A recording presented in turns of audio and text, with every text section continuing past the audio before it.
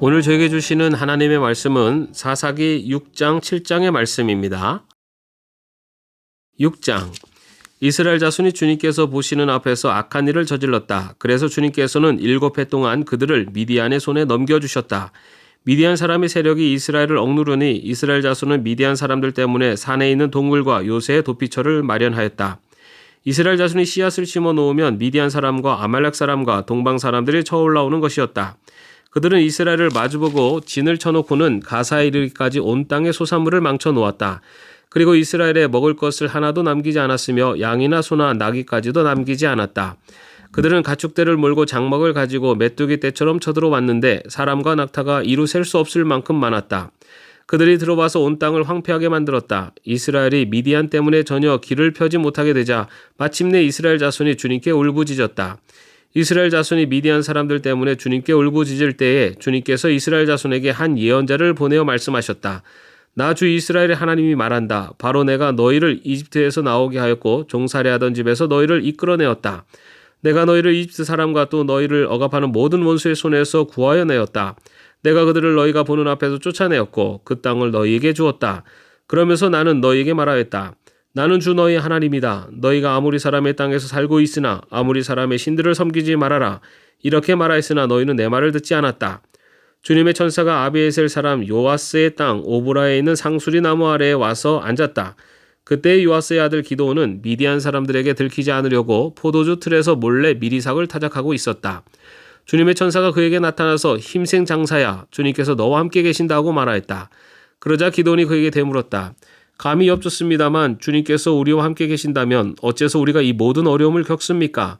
우리 조상이 우리에게 주님께서 놀라운 기적을 일으키시어 우리 백성을 이집트에서 인도해 내셨다고 말하였는데 그 모든 기적들이 다 어디에 있단 말입니까? 지금은 주님께서 우리를 버리시기까지 하셔서 우리가 미디안 사람의 손아귀에 넘어가고 말았습니다. 그러자 주님께서 그를 바라보시며 말씀하셨다. 너에게 있는 그 힘을 가지고 가서 이스라엘을 미디안의 손에서 구하여라. 내가 친히 너를 보낸다. 기드온이 주님께 아뢰었다. 감히 엽죽습니다만 내가 어떻게 이스라엘을 구할 수 있습니까? 보시는 바와 같이 나의 가문은 므낫세 지파 가운데서도 가장 약하고 또 나는 아버지 집에서도 가장 어린 사람입니다.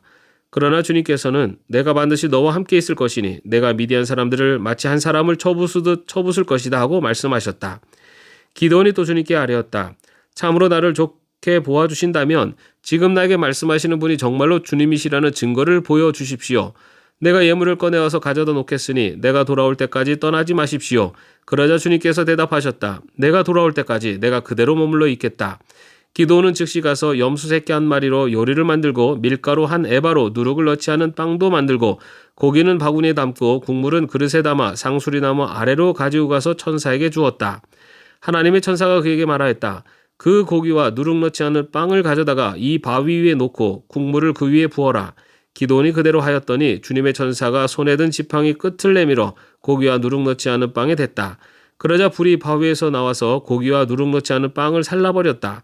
그런 다음에 주님의 천사는 그 앞에서 사라져서 보이지 않았다. 기드온은 그가 주님의 천사라는 것을 알고 떨면서 말하였다. 주 하나님, 내가 주님의 천사를 대면하여 배웠습니다. 그러자 주님께서 그에게 말씀하셨다. 안심하여라. 두려워하지 말아라. 너는 죽지 않는다. 기드온은 거기에서 주님께 제단을 쌓아 바치고는 그 제단을 여호와 샬롬이라고 불렀다.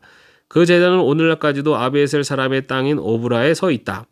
그날 밤에 주님께서 기드온에게 말씀하셨다. 내 아버지의 외양간에서 어린 수소 한 마리를 끌어오고 또 7해 된 수소도 한 마리를 끌어오고 내 아버지의 바알 제단을 허물고 그 곁에 있는 아세라상을 찍어라. 그런 다음에 이 산성 꼭대기에서 규례에 따라 주 너의 하나님께 제단을 쌓고 그 둘째 수소를 잡고 찍어낸 아세라 목상으로 불을 살라 번제를 드려라. 그리하여 기드온은 종들 가운데서 10명을 데리고 주님께서 말씀하신 대로 하였다. 그러나 그의 아버지 집안 사람들과 성읍 사람들을 두려워하여 감히 그 일을 낮에 하지 못하고 밤에야 하였다. 다음날 아침 일찍 성읍 사람들이 일어나 보니 바알 제단에 헐려 있고 곁에 서 있던 아세라상은 찍혀 있었으며 새로 만든 제단 위에는 둘째 수수가 번제로 타오르고 있는 것이 아닌가.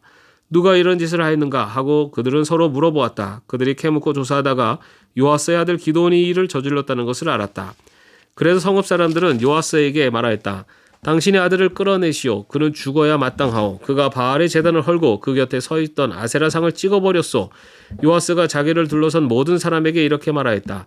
당신들이 바알의 편을 들어 싸우겠다는 것이요. 당신들이 바알을 구할 수 있다는 말이요. 누구든지 그의 편을 들어 싸우는 사람은 내일 아침에 죽음을 면하지 못할 것이요. 만일 바알이 신이라면 자기의 제단을 헌 사람과 직접 싸우도록 놓아두시오. 그래서 그날 사람들은 기드온을 여룻바알이라고 불렀다. 그가 바알의 제단을 헐었으니 바알이 직접 그와 싸우게 하라는 말에서 그렇게 부른 것이다. 그때 미디안 사람과 아말렉 사람과 사막 부족이 모두 함께 모여 요단강을 건너와서 이스라엘 평지에 진을 쳤다. 주님의 영이 기드온을 사로잡으니 기드온은 나팔을 불어 아베에셀족을 모아 자기를 따르게 하고 전령들을 온 므낫세 지파에 보내어 그들도 자기를 따르게 하였으며 아셀 지파와 스불론 지파와 납달리 지파에도 전령들을 보내니 그들도 그와 합세하려고 올라왔다. 기드온이 하나님께 아뢰었다. 참으로 주님께서는 말씀하신 대로 나를 시켜서 이스라엘을 구하시려고 하십니까? 그러시다면 내가 양털 한 뭉치를 타작마당에 놓아두겠습니다.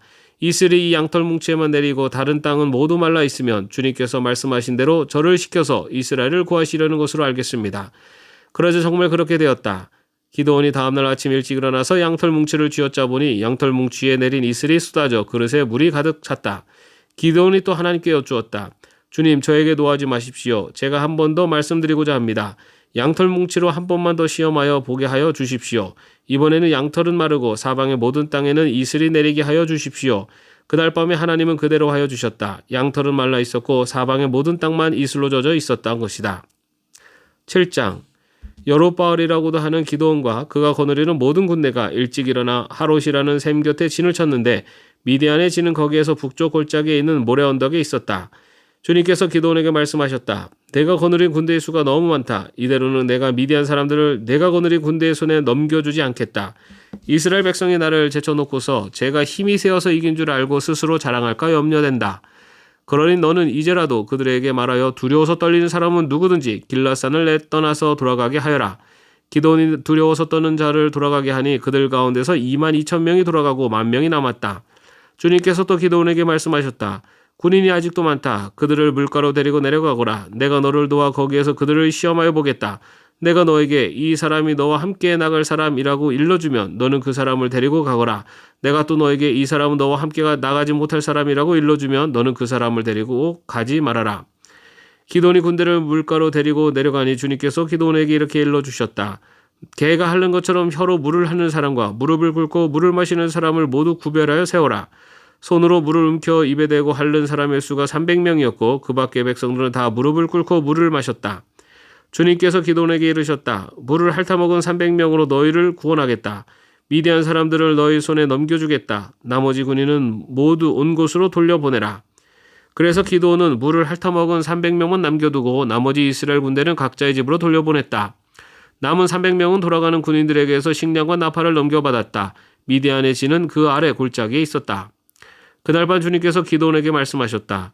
너는 일어나서 적진으로 쳐내려가거라. 내가 그들을 너의 손에 넘겨주겠다. 내가 쳐내려가기가 두려우면 너의 부하 브라와 함께 먼저 적진으로 내려가 보아라. 그리고 적들이 무슨 말을 하는지 들어보면 내가 적진으로 쳐내려갈 용기를 얻을 것이다. 그는 자기의 부하 브라와 함께 적진의 끝으로 내려갔다. 미디안 사람과 아말렉 사람과 사막 부족들이 메뚜기 떼처럼 그 골짜기에 수없이 널려 있었으며 그들의 낙타도 바닷가의 모래알처럼 헤아릴 수 없이 많았다. 기드온이 그곳에 이르렀을 때에 마침 한 병사가 자기가 꿈꾼 이야기를 친구들에게 하고 있었다. 내가 꿈을 꾸었는데 보리빵 한 덩어리가 미디안 진으로 굴러들어와 장막에 이르러서 그 장막을 쳐서 뒤엎으니 그만 막이 쓰러지고 말았다네 하고 말하니까 꿈 이야기를 들은 그 친구가 말하였다. 그것은 다름이 아니라 이스라엘 사람 요아스의 아들인 기드온의 칼이 틀림없네. 하나님이 미디안과 그 모든 진을 그의 손에 넘기신다는 것일세. 기드온은 그 꿈 이야기와 해몽하는 말을 듣고 주님께 경배하였다. 그리고 그는 이스라엘 진으로 돌아와서 일어나라. 주님께서 미디안의 진을 너희 손에 넘겨주셨다고 외쳤다.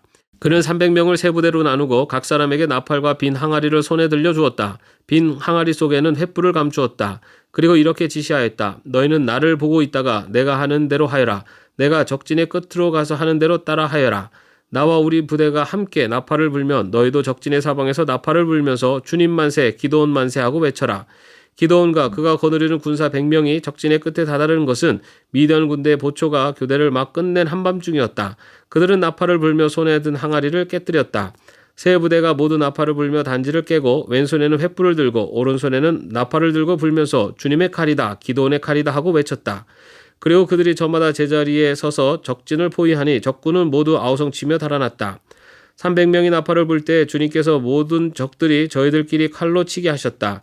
적군은 도망하여 스레라의 베시다와 또 답밭에 가까운 아벨 무홀라의 경계선까지 후퇴하였다.